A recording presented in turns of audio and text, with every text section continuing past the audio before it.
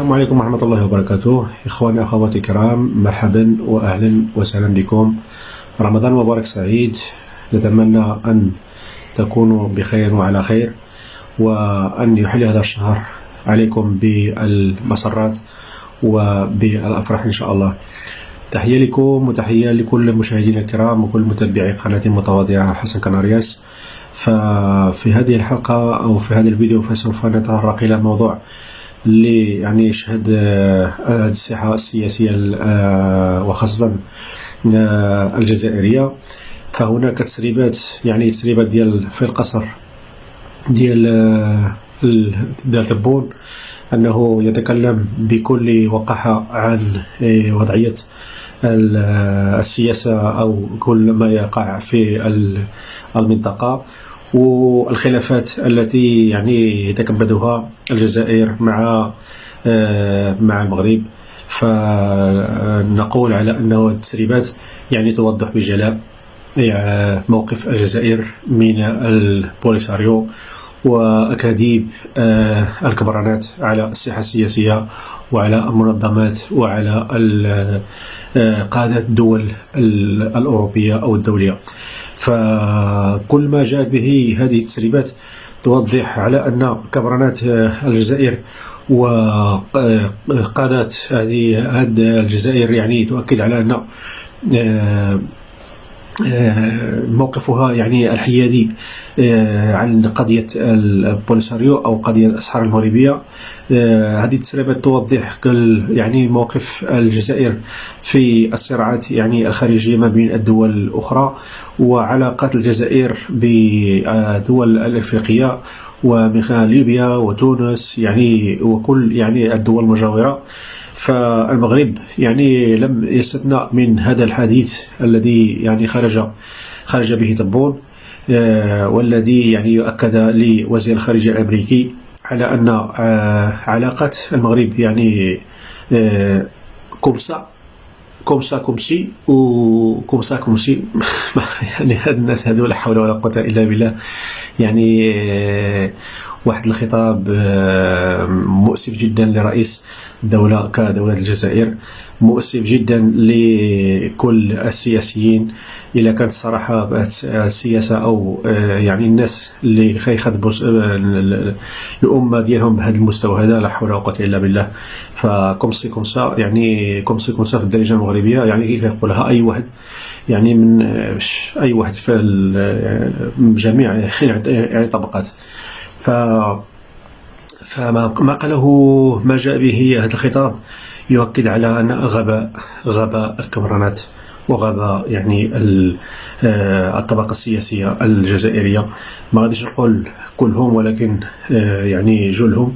فغادي نشاهدوا واحد الفيديو اللي غادي كتوضح فيها التسريبات، يعني كتوضح بجلاء كل يعني خبايا وأسرار الكبرانات. غادي تشوفوا يعني موقف الجزائر من الأسحار المغربية، أنه يقول بكل وقاحة على أنه الخلافات المغربية الجزائرية ليست فقط مشكل الأسحار المغربية، بل هناك مشاكل أخرى يعني ما تطرقش لها، ما عرفناش الصراحة ديالنا، ما عرفناش شنو هي المشاكل الأخرى اللي جعلت أنه العلاقات الجزائرية المغربية يعني تقطع. ولكن يعني هذا كيدل على أن مشكل الصحراء هو ماشي هو المشكل اللي تقطع به العلاقات. يعني هناك مشاكل أخرى يعني ما عرفناش الصراحة ديالنا، ما عرفناش شخصيا، ما عرفتش شنو هما العلاقات أو المشاكل الأخرى اللي يعني جعلت المغرب أنه تقطع العلاقات مع الجزائر. كل هذه النقاط فغادي نشاهدوها إن شاء الله في هذا الفيديو. نتمنى أنه يعجبكم وتشوفوا مزيان باش يعني تشوفوا الموقف أو الوقاحة ديال والغباء السياسي. هذا كنسميه أنا الوقاحة والغباء السياسي ديال عمي تبون. تحية لكم وكنتمنى لكم رمضان مبارك سعيد. نتمنى أنه يدخل عليكم بالصحة والعافية ومغفرة على الذنوب إن شاء الله. فشكرا لكم ونخليكم مع الفيديو وإلى فيديو آخر إن شاء الله. شكرا.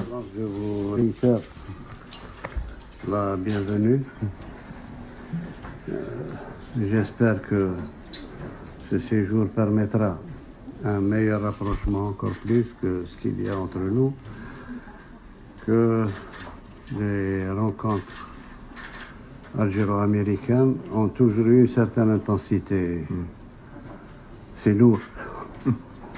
Ça se termine toujours bien, une compréhension, parce qu'il y a beaucoup de similitudes, énormément de similitudes dans notre lutte pour notre libération et la vôtre.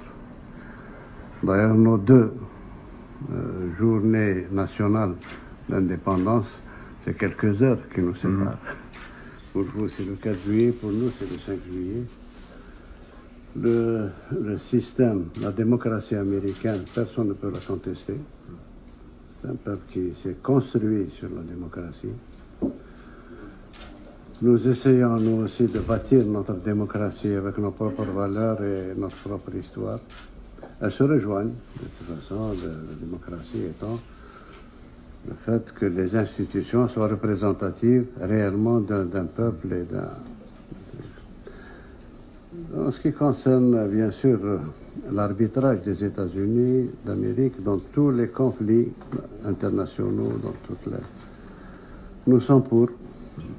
Nous sommes, vous savez, peut-être nous sommes des rêveurs, peut-être, mais on rêve d'un monde plus équilibré, d'un monde où la liberté est mieux défendue, d'un monde où nous faisons ce que nous pouvons avec nos moyens. Et dans notre environnement, parfois on est compris, parfois on est incompris. Vous savez, notre environnement, on est entouré de pays qui ne nous ressemblent pas beaucoup, en dehors de la Tunisie. D'ailleurs, c'est pour ça qu'il y a des relations très intimes avec la Tunisie, parce qu'on se ressemble dans beaucoup de domaines. Sinon, toutes nos frontières sont en flammes. La Libye, déstabilisée. Après la Libye, bien sûr, il y a tout le Sahel, il y a tout ça va du Tchad au Burkina, au Mali, Niger. Et même la Mauritanie est chancelante. Elle n'est pas très puissante. Bon, à côté, nous avons le royaume du Maroc. Bon. Nos relations ont toujours été coup-ci, coup-ça. Depuis notre indépendance, c'est pas récent. C'est pas l'affaire du Sahara ou l'affaire du... Il y a deux mentalités, deux manières de voir les choses, deux manières de... Autant nous respectons tous les peuples, on respecte les frontières des peuples, on respecte... Autant eux sont expansifs, tout ce qui est... Vous savez, le Maroc, personne n'oubliera, aucun Algérien n'oubliera que nous avons été attaqués en 1963. On n'avait même pas d'armée régulière.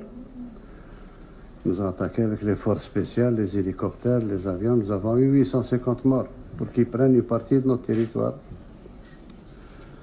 Ensuite, ils ont refusé l'indépendance de la Mauritanie depuis 1960. Bien qu'elle soit membre de l'ONU, qu'elle a ses ambassadeurs, etc. Mais le royaume du Maroc avait des prétentions territoriales sur toute la Mauritanie.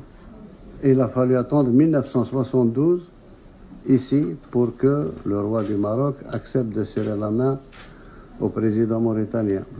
Qu'il reconnaisse, enfin 12 ans après, qu'il reconnaisse. Alors que pendant 12 ans, dans le gouvernement marocain, il y a toujours eu le ministre des territoires mauritaniens. Ensuite, il y a eu cette fameuse affaire du Sahara où ce qu'on dit est tout à fait contraire à ce qui a été signé. Notre tort, peut-être notre défaut, c'est de la continuité dans la gestion d'un dossier. Depuis bien avant 1975. Mais les tensions qui existent entre nous ne sont pas dues, contrairement à ce qu'ils disent, ne sont pas du tout dues à l'histoire du Sahara occidental. Pas du tout. C'est d'autres problèmes. Ils ont toujours voulu déstabiliser l'Algérie, je ne sais pas pourquoi. Alors que nous avons toujours protégé le Maroc. Toujours. On n'a jamais été regardant dans nos relations, mais ce n'est pas normal quand même que 60 ans d'indépendance, que les frontières soient fermées pendant 40 ans. Le problème du Sahara occidental, c'est 1975, c'est bien après. Et je pense que le ministre des Affaires étrangères a beaucoup de documents qui sont signés par le roi Hassan II, que Dieu ait son âme, c'est lui qui a insisté pour l'autodétermination. Et puis notre position, vous savez, notre position vis-à-vis du Sahara occidental, pas vis-à-vis du Maroc, vis-à-vis du Sahara occidental, ils savent très bien que ça a été toujours notre comportement pour Timor-Est. Timor-Est, on a fini par convaincre nos amis indonésiens avec lesquels on était très très proches qu'il fallait qu'ils lâchent Timor-Est, qu'ils donnent l'indépendance. Et c'est ce qui s'est fait. Et nous sommes restés très liés à l'Indonésie. C'est valable pour les Comores, c'est valable pour d'autres îles. Tous les efforts de la diplomatie algérienne ont été mis au service de la destruction de l'apartheid en Afrique du Sud. Tous nos moyens ont été mis sur ça. On a profité du fait de présider l'Assemblée générale de l'ONU pour pouvoir exclure à cette époque-là l'Afrique du Sud de toutes les organisations internationales, de tout le jour où Mandela est sorti de prison, le jour où l'apartheid est tombé, nous constituons à ce jour un axe indéfectible entre Pretoria et Alger. Donc c'est pas nouveau, c'est pas le Sahara occidental qui nous... Ben, nous avons toujours traité de la même manière les dossiers du Sahara occidental et le dossier de la Palestine. Tous ces Palestiniens, notre position ne changera pas. Il y a une décision qui a été prise au niveau de la Ligue arabe de faire la paix avec Israël et que Israël reconnaisse l'État palestinien. C'est ce qui a été fait, c'est ce que nous suivons jusqu'à présent. Donc c'est la paix contre les territoires, etc. Mais nous n'avons aucune animosité vis-à-vis d'eux. Le seul problème qu'il y a entre nous, c'est la Palestine. Rien d'autre. Absolument rien d'autre. Donc voilà un petit tour d'horizon pour la Libye. Nous sommes contre la présence de tous les mercenaires, de quel bord qu'ils soient. On n'accepte pas de mercenaires à nos frontières. Nous avons tout fait pour que nos frères libyens aient l'occasion de s'exprimer. Et nous avons, ça fait 2 ans maintenant que nous bataillons pour cette histoire d'élection au niveau de la Libye, parce qu'on a tiré les conclusions que ceux qui sont désignés ne représentent personne. À chaque fois, on désigne des gens qui ne représentent qu'eux-mêmes. Et on reprend, et on refait, et on reprend jusqu'à la dernière crise qu'ils ont chez eux, entre Dbeiba et celui qui a été nommé par le pseudo-Assemblée nationale d'Aguila et autres. Et ça continuera. Ça continuera parce que personne parmi eux n'est représentatif, quoi que ce soit. Et ce qui est pire, c'est qu'en Libye, il y a des forces qui font la guerre pratiquement par procuration. Et quand on a affaire à des forces aussi puissantes, ce n'est pas les Libyens qui peuvent les faire sortir. Ce n'est pas les Libyens, c'est la Libye. Quand on s'est rencontrés à Berlin, on s'est entendu pour que tous les pays concernés par la Libye s'engagent à ne jamais plus faire rentrer d'armement ni de mercenaires en Libye. Au contraire, il fallait désarmer. Oui, monsieur le secrétaire d'État, vous savez, 2 mois après, il y a eu une introduction en Libye de 3000 tonnes de matériel et d'armement. Ce qui veut dire que la solution se trouve ailleurs. La solution se trouve, moi je pense, entre les mains des grands, à travers l'Organisation des Nations Unies. Actuellement, on a la présence de Wagner, on a la présence des Syriens et autres amenés qui sont nos amis, nos frères, les Turcs. Il y a les Janjaouides du Soudan, il y a les mobilisés du Tchad, il y a. Et chacun, ils sont 3 ou 4 puissances à se faire la guerre en Libye. Qui n'est pas la guerre des Libyens. Les Libyens n'ont rien à voir avec ça. C'est pour ça qu'on a dit, que si on veut que la Libye soit reconstruite sur des bases démocratiques, il faut des élections à la base. Des élections à la base. On peut le faire. On peut aider à organiser. Et ce que je dis est très faisable. Très, très faisable, pourvu qu'il y ait de la volonté politique pour le faire. On sortirait avec une assemblée élue. Ensuite, tout le monde peut aider à la reconstruction de l'État libyen à partir de l'Assemblée, le gouvernement, le président, etc. Ceux qui ont des arrière-pensées de remplacer l'ex-président décédé, c'est ceux qui veulent régler le problème à partir du sommet. Désigner un président, élire un président pour que lui fasse ce qu'il veut et s'oriente vers ceci ou vers ceci. Ça, c'est pas de la démocratie. Démocratie à la base. Donc ça, c'est pour le problème libyen. Pour le problème tchadien, Tchad, à force d'être utilisé depuis 3 décennies ou 4 décennies, c'est pas récent. Très utilisé par les Libyens. Aujourd'hui, ils ont créé des forces capables de combattre. Des forces organisées capables de combattre et capables de déstabiliser. Ce qui rend très fragile le Niger et très fragile encore le Burkina Faso. Le Mali, n'en parlons pas.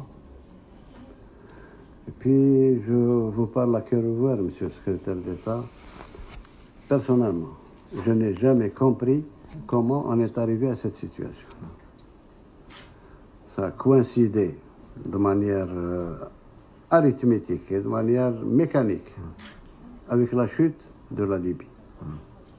Et l'armement a commencé à se déverser sur le Sahel.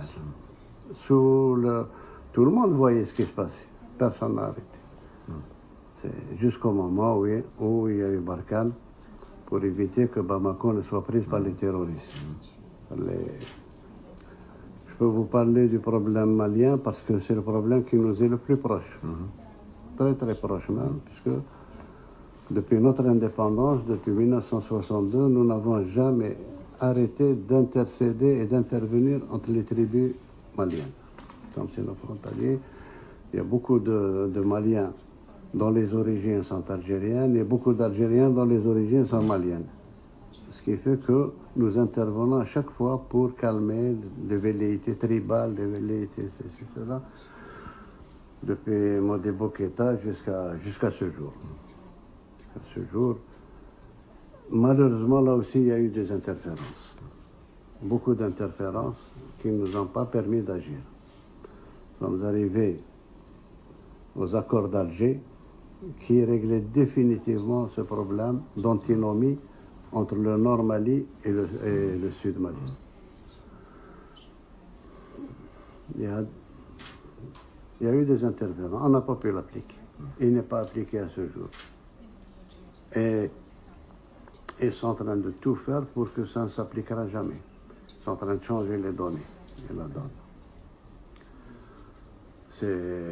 Tous les signataires sont venus à Alger jusqu'à présent, sont en contact avec Alger et ils tiennent à l'exécution de cet accord, ce qui n'est pas l'avis de l'actuel Premier ministre malien, nommé par la junte, qui lui ne reconnaît pas, qui est même contre, il le dit, il l'écrit. Donc on en est là, Il y a eu des incompréhensions avec nos amis français, nous n'avons jamais voulu intervenir. Il y a une entraide qui se fait sur le plan sécuritaire, sur le plan... Mais nous avons toujours dit que la force, c'est pour asseoir la paix, pas pour chercher la paix. Une fois que la paix est revenue, il faut la renforcer avec la force. Mais en attendant, il faut chercher ailleurs. Une présence militaire dans un Sahara aussi important et avec cette multiplicité de problèmes ethniques ne peut servir que sous forme d'appel d'air du terrorisme, sous une forme ou une autre. Sous une forme ou une autre. Nous aussi, on a subi ce que nous avons subi on nous a enlevé, nous savons qu'est-ce qu'il a fait. On nous a enlevé nos diplomates, ils en ont tué 2, je ne sais même pas où est-ce qu'ils sont enterrés. C'est le prix que nous avons payé, que nous continuons à payer pour le Mali et pour l'unification du Mali. Il y a une certitude qui ne changera jamais pour nous, c'est l'unité territoriale du Mali. L'unité du peuple et du territoire. On essaye de faire en sorte qu'on revienne à plus de compréhension de ce problème-là, que ce n'est pas un problème disons, de puissance géopolitique ou autre. Ce que nous voulons, c'est que nos frontières soient calmes. Et ce que nous dépensons actuellement pour protéger nos frontières, on souhaiterait le mettre dans le développement de notre jeunesse, dans le développement de notre territoire. On n'a pas besoin d'autant d'armes ni autant de... Ça, c'est pour nous défendre. D'ailleurs, nous avons une théorie militaire de défense. Nous n'avons jamais eu une théorie d'attaque ou d'aller ailleurs. Jamais. Voilà un peu l'histoire. Pour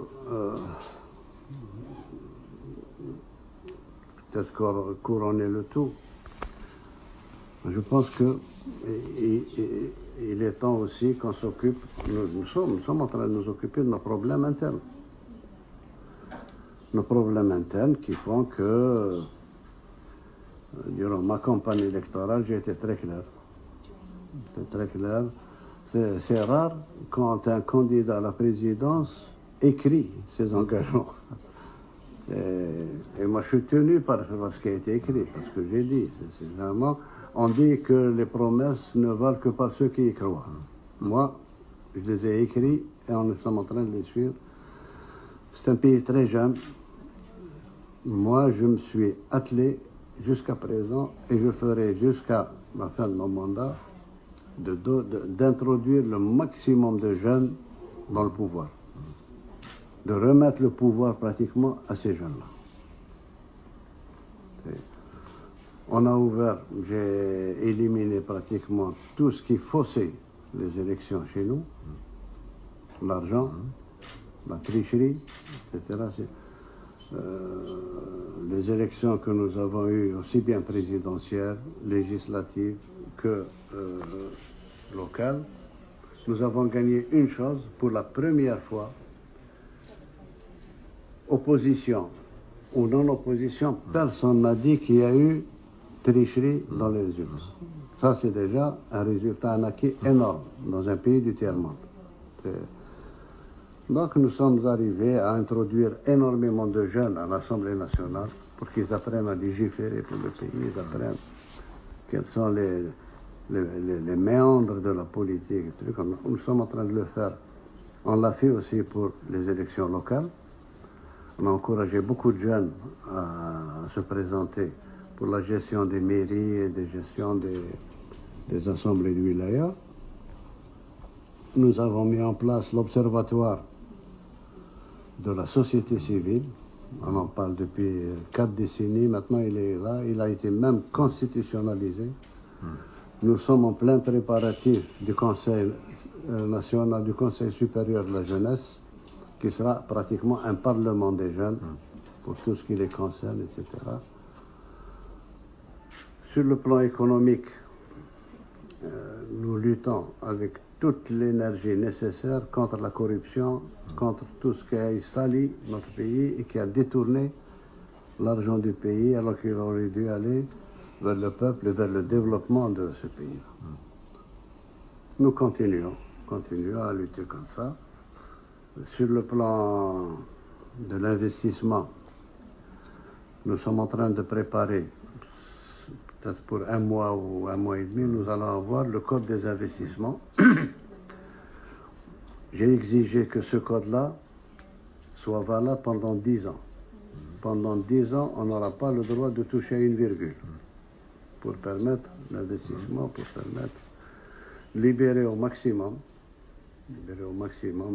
l'IGDE, l'investissement étranger et même l'investissement national.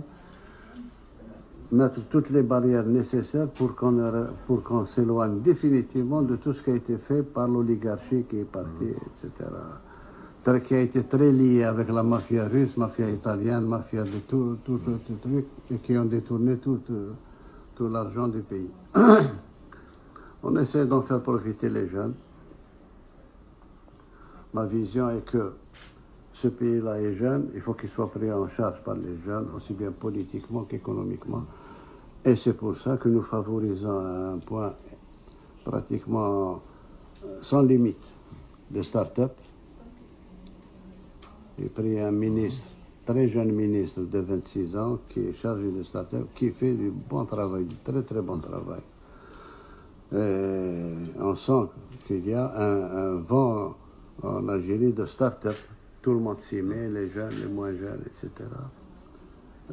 Nous sommes pour la micro et petite entreprise. Ça donne beaucoup plus que les gros investissements qu'on a eus jusqu'à présent. Nous sommes très crédibles parce que nous avons les moyens financiers de transférer les dividendes, les bénéfices des entreprises, ça ne pose aucun problème. La gestion économique du pays que nous redressons quotidiennement a fait que aujourd'hui, en Afrique du Nord aussi, Maghreb compris, nous sommes le seul pays qui n'est pas endetté, le seul pays qui a donné cette dynamique dans la lutte anti-corruption. Et nous assumons pratiquement toute notre politique. Alors, bien sûr, nous avons de très très grands projets structurants pour le pays. Premier projet, c'est reprendre notre agriculture, parce qu'en principe, avec un pays aussi vaste, on peut servir l'Afrique en matière de grains, en matière de session. On peut le faire. C'est techniquement très faisable. J'ai toutes les données depuis que j'étais administrateur sur ce plan-là. On peut produire facilement, on peut arriver à 30 millions de tonnes. Nous avons besoin de 9 millions. Et les 21 millions peuvent être exportés vers l'Égypte, vers le Maroc, vers la Tunisie, sans problème. Sur le plan de l'élevage, nous avons un déficit. Nous avons un déficit en matière de lait. Nous importons énormément de lait en poudre que nous recomposons avec de l'eau ici. Ça, c'est sur le plan de l'agriculture. Sur le plan de transport, nous sommes en train de reconstituer la flotte marchande algérienne. Nous sommes en train de reconstituer aussi la flotte aérienne, parce que jusqu'à présent, il y a presque la moitié du globe terrestre auquel on n'accède pas. Il faudrait y aller partout maintenant. Sur le plan du transport ferroviaire,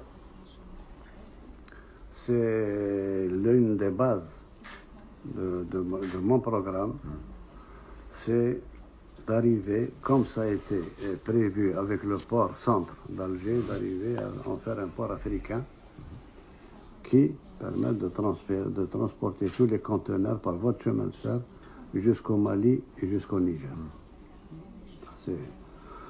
Nous avons travaillé sur ça avec nos propres moyens. Actuellement, nous sommes à Béchar. La voie de chemin de fer est à Béchar. Béchar est à 900 km d'Alger, dans le sud-ouest. Il reste, pour atteindre Adrar, à peu près 560 km à refaire. Et d'Adrar, on va directement sur le Mali. Le Mali. Pour reprendre un peu, une société qui existait du temps de la colonisation qui s'appelait Mer Niger.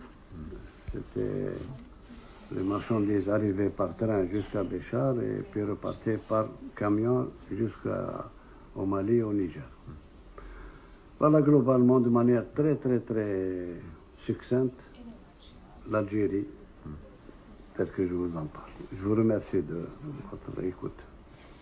Monsieur le Président, merci beaucoup pour ce tour d'horizon très détaillé, très intéressant. J'ai eu l'occasion d'évoquer les sujets de politique étrangère avec le ministre, mon ami, de longue date. Et effectivement, je me réjouis de me retrouver en Algérie. J'étais là en 2016. Je suis très content d'être de retour pour justement approfondir les relations entre nos deux pays, le travail en commun sur les dossiers de sécurité que vous avez évoqués et aussi le travail en commun sur les opportunités économiques, d'investissement, de commerce entre nos pays. Je crois que les projets de loi que vous avancez feront que le climat d'investissement sera encore meilleur. Il y a déjà une bonne fondation sur laquelle il faut bâtir, mais je sais que nous aurons l'occasion de rentrer dans les détails dans la conversation à venir. But in any event, it's wonderful to be back in Algeria after last being here in 2016. Thank you for sharing this wonderful tour of the region, the world, and our relationship. Thank you. Donc, il est en train de répéter ce qu'il a dit. Oui, oui. Préparer des poissons.